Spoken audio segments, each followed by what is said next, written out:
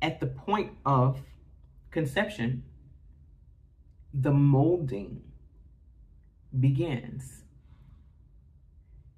And if you think about it this way, from that point, confusion starts. You begin to have an identity crisis somewhat at that point. And whenever you, as a means of progression, whenever you have children, if you have children, you witness things in your children that have been unusual. And you've always attributed it to something else. But let me tell you what's happening right there. And if you go on the internet, TikTok, all these different places, you begin to see that everybody is experiencing very similar things without ever really recognizing it as such, because we have been so trained away from mysticism.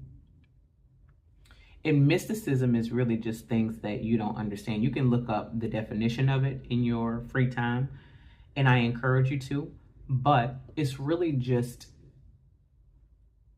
it represents in the mind of the human mystery, is what I'm hearing.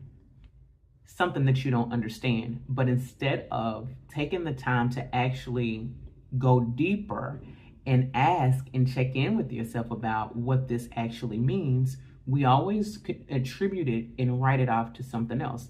Amazing to me that we would decide to be confused and creeped out by something without further exploration, but that is conditioning.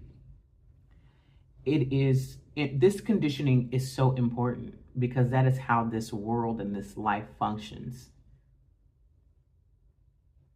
It's important. If you are never confused, then you never know what it's like to not be confused.